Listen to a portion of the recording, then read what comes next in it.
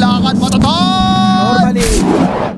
So all in on this like mid-game push. They pick another hero with no stun. CDUB last pick a Pudge, so it's there's your like and answer. Yeah. No stick on Afromush in this lane. Oh, he got it. He got it. Oh, okay. Nice. Yeah, both sides definitely need those sticks in this lane. Yeah, he got it delivered from Courier. You have to get it as soon as possible when you're playing against the Bristleback. And he does play aggressively here and gets one kill. Does have one more nuke. Somebody else is dying. It's a matter of who first. It's going to be the Bristleback going down first. Afromush with a double kill. We've been seeing a lot of this Rubik Afromush. He's going to go ahead and if slow that you have to deal with. And Hoodwink was unable to get away from the beast that is that Pudge. And with the help of the Crystal Maiden. So 3-1 start for CDUB mid lane. Somebody, he's just dead on Death Prophet. Mark just walks up, a couple of auto attack and raises right in his dome. Now it's 4-1. Yeah, he didn't go Magic Stick against the SF as well, which is, you know, a little bit needed as well. On top lane again, they secure a kill with this. Just barely. He would have died to those axes, but stays alive to cast more nukes. TP out. And he gets him. No, oh my god, that was so huge. That level up not only saved his life, but ended up with a Beastmaster dying and wasting his TP. Now has to do a slow walk back to the top lane. Gonna take him quite a while, but yeah, like you mentioned, bottom lane is 0-3 build, not having a point in ulti yet. I think he skilled it to try and, you know, be a little bit stronger for the fight there with the Crypt Swarm. Didn't have mana to ulti earlier. Top, now going on to Bristle, a lot of lockdown, Frostbite as well. As support's coming over, but they're going to be a little bit too late, unfortunately. The curse will hit Ela. He should survive, though. He's got support nearby. And he has to go for a 2-0-2 build. I kind of agree with the skill build too here, but always feel bad to kill stuff without getting in. Yeah, 8-3 lead here, and we're going to see more kills adding up. Death Prophet going in with an exorcism, did pick it up at level 7. Mark holding his ground, hits a couple of raises though, and down goes Death Prophet. Scourge McDuck also going to happen to fall. They did take out the Shadow Fiend, but it's a double kill for Afromush, and they want more, and the hook is going to secure the 3rd kill of that fight. Afromush is like, yep, kill secured, baby. Triple kill for him, but obviously the same thing as you said it. They both going Vanguard, both going straight Aghanims afterwards. It is, you know, strangely similar in some regards. Of course, Pudge is more about that spell damage later on. Afro might be in trouble mid. They would love this kill. That's going to be a bounty on his head, and there you go. Sadman credit for it. Another exorcism use. This one to push the mid tower. Ela showing up. You have Mark Sanctified here as well, so they're not going to go this tower easy. There's a TP in the backlands from Silencer, who's not level 6 yet. They can remove the ward. There's still a ward on them, though. They have full vision here. The cuts. Can they initiate? Can they? Yes. Will it work out? That's the question now. Pudge, Global Silence even going to be used. Pudge is dropping to the Scourge McTuck, and Pudge is going to fall when it's all said and done. So far, it's looking like the cut is dominating in this fight. Death Prophet tanking that Mystic Flare as if it was nothing. Skywrath will fall, and the cut Roche is going to go right into Roshan. Yeah, that's going to be Roche immediately. It feels really bad, by the way, being Skywrath. It can become more difficult, so I think I'm pretty much in line with that. Top lane? Okay, they found the Bristle. This time, do they actually have the follow-up damage? Definitely. Now again, there's the Aegis, though.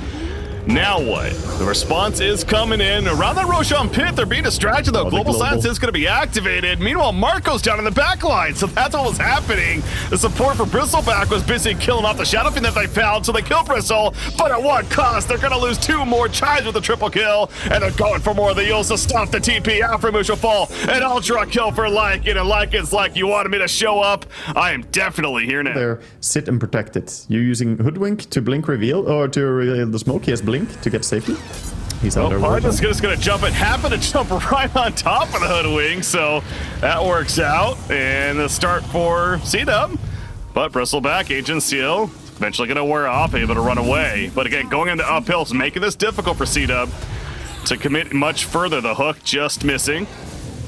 CDUB. Meanwhile, Pudge blinking in for Silencer. The root from the Hawk. Oh boy, but here's the turn. So they're gonna kill Imperium, but the sharpshooter, I mean, again, that's a position 1 for a position 5, not the trade you're looking for. Mystic Flare with the Primal Roar lockdown, though. They are gonna get the kill on Lycan. Requiem from the distance in the tree. Sadman able to siphon on up, though, and Shadowfiend losing out a lot of his damage now. He's already used it. He's gonna be pushed back with his own Hurricane Pike, but it's not gonna be nearly enough to escape. Alphamoosh making his way back to base, but losing all 4 of his teammates. The cut once again dominating a fight. On paper, it seems that they have the possibility of this burst damage against these beefier cores, but again, the progress hasn't necessarily been there, and oh boy, the cut is gonna get a great opening on a Crystal Maiden off the bat. Although the follow-up is not really there. Hiding in the trees, never mind. Sharpshooter will finish the job. There was scatter time, though, for the rest of CDUB. Aframush is also gonna get caught, so they end up killing 2 supports. But the cores are able to get out at least deserved. Discipline, dare I say. And they will just work on some farm now. Yeah, like I said, that was sort of like flailing, like trying to catch anything that happens to stay behind. Meanwhile, though, B-God jumps in immediately and gonna burst that hoodwink damage onto the Skywrath. Ouch. And a tip as well. The Damn. tip, yeah. It's bottom. The wave is pushing in. If you see this and you're dire, they're pinging it right now. They're like, why is nobody defending bottom? Kinda sus. I mean, or more so, Skywrath shows up right there. No, Primal Roar, this one is offensive. Yeah, there's that burst. That's what we're talking about. They do get the opening 90 seconds. He's out for no buyback. Death Prophet exorcisms up, though. Skywrath is going to go down elsewhere. You see Sadman just running around with that exorcism. Buybacks happening from both the Beastmaster and the Skywrath. Ghost Maiden also falling, though. Silence up on the Death Prophet, but Pudge cannot keep on top. He's just too damn fast with the haste, so able to make it out of there. Shadowfiend, meanwhile, isolated by Lycan and others, and a triple kill for B-God. Here on the Hoodwink, Imperium avoids the hook as well to survive on the silencer. So the start was so good, but in the end result, it's still pretty been occasionally with the silencer that you've seen too, but he has been off on his own, just getting kill after kill, lurking in the trees. As we see again right here, he's hiding off to the side of the trees. Another smoke. Here comes Radiant, going up the high ground. They're going up. The Primal Roar, nope. A good 4-step away initially, and you got the Lotus Orb put on a Bristleback. Global Silence course coming out as well. Now Beastmaster, he's just dead. There's that first of P-God. He takes out the Beastmaster, and meanwhile Pudge is also caught a little too far out with his hand in the cookie jar. I think those GGs are bound to appear soon. Yeah.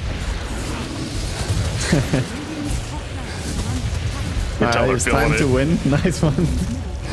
There you go. It is official. GG, well played.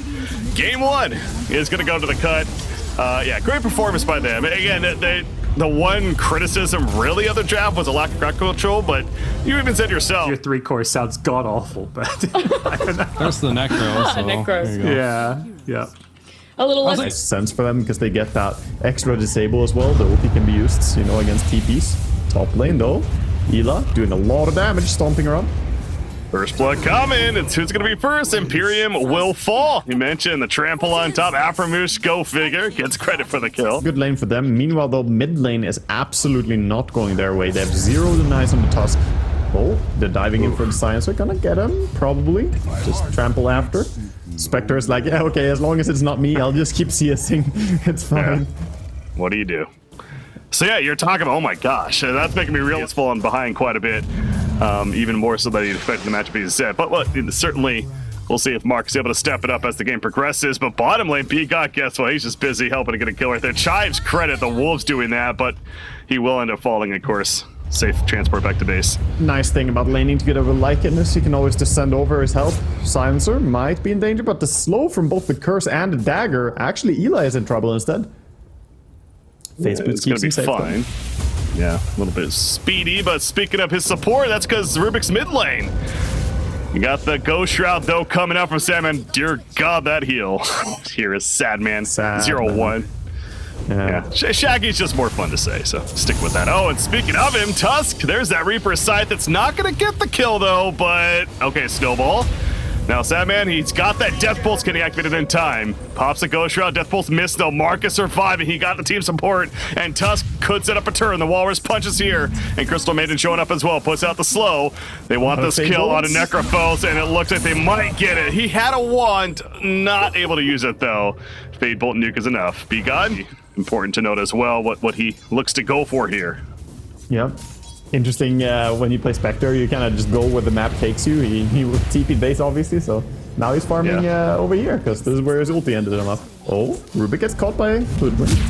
Hoodwink, though. Or, I was gonna say, is Hoodwink caught by the team of CDUB, and there's some counter-tipping coming out, so having fun with it. But yeah, getting a bit too eager right there to make the kill. Oh, and the EMP showed himself! Imperium, oh no! He was hiding in the Roshan pit. They didn't have a clue initially, but then he kind of poked his head out, and sure enough, is seen. However, the chase continues. Necrophos, ultimate, Reaper Scythe, this one, the I'm gonna definitely survive ability this game. There is a fair amount of magic damage that he will have to be careful using it against. Trample being one of them, as you're talking about. They have some good stuff. He also needs a lot of levels. When you get more levels, it's actually decent to protect yourself. Oh, Bloodseeker might be in trouble. B-God coming over with a Hoodwink ulti, Necro ulti. Sharpshooter, there you go. What a combo that is. Wow. Yeah, it's like strong of a start for B-God, that's for sure. But again, as we saw with that combo with the Necrophos, it's really the mid game though that it opens up when people start going low. But look, he's already top, setting up again. And Necrophos did get the Spirit Vessel. He upgrades it, and it's going to help secure this kill on Double King as well. So, how about that? Yeah, I mean, you still probably upgrade just for the extra damage. Like, it's not so much Vessel to stop damage. Oh, Blade Mail. BKB, though? It's not going to matter. It's not intimidating enough. You mentioned the BKB. This Primal Beast is the absolute beast that you like to see when he's on your team. Dagger stolen by Aframoosh. Using it to help go for Necrophos, but uh-oh, they overcommitted. Necrophos, he's so good at that. You think you have a chance, and then you realize that more damage than you were talking about, and now he's queuing up the BKB. In danger. Hoodwink is there again with another ulti. Oh, here comes Primal Beast, though. Hoodwink is dead, actually, so Crystal Maiden surviving even with the Spirit Vessel. It's not going to be enough damage, and now the Pulverize. Blood Right showing up as well. I believe the Rupture was used on top of this, but Spectre, he shows up, and so does the Global Silence of Silencer. They kill Crystal Maiden. Bloodseeker's dead as well. So Necrophos stays alive, and a great response from the cut. Yeah, that's the value. One big value about having Spectre in your team. Another case right here. Tusk is just going to YOLO jump in. He is going to find somebody, but realizing, wait a second, this is not the initiation we're looking for. The Blade Mail chase, Scourge Protect, though. He's going to have to turn around himself. Mark is eventually picked up, using that Shadow Step. Helps to kill a Crystal Maiden as well, and Ela just has to TP out. He tried to make a play right there. It's just too scattered, though. Yeah, they have great heroes for reacting to more map control during that time, so it's not completely free, Roche. Manta finished by Spectre. As Hoodwink will catch the we'll catch more so the Crystal Maiden Spectre. Quickly. Dire's top tower is under attack. Mid tier top 2 lane. looks like it could be the threat here, and top tier 2 at least being harassed here. Oh, and then bottom lane, it's Ela by himself. Never mind, more showing up. In Tusk who jumped in, but again, the response. The response is just always so good from the cut, it feels like. As soon as Tusk goes in, he's out for 70 seconds. No buyback, Double King. He's running in, Spirit Vessel's up. He'll pop his own BKB going toe-to-toe with Chives, but a battle that he's not going to win with more support nearby. Onslaught not through, but that BKB is being activated all over the place in the middle with that trample. However, Necrophos pushes in, gets the Reaper Scythe kill, and a Bloodseeker who's also staying dead with no buyback. The cut breaking through right now into the base. They did lose Lycan. Need to fall back bottom. Nope, going back in. Aframoosh is low, lining up the Sharpshooter. It's not going to matter, though. He needs to be careful.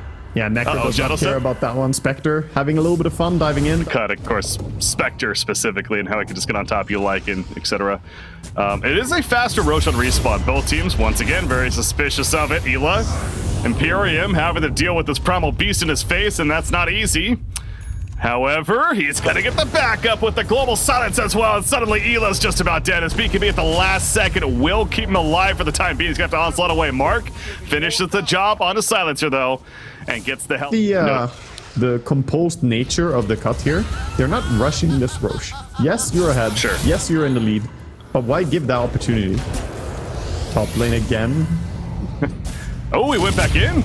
Well, Creed here from the Spectre. Yeah, he did not need to do this, and he's just dead now. Oh my gosh, 90 seconds, no buyback. He lands it. No disable. We saw have it. Yeah, your best Spectre's maybe, second guess in here. He's just gonna let the illusion do his thing. But the Sandman jumps in, the Reaper Scythe.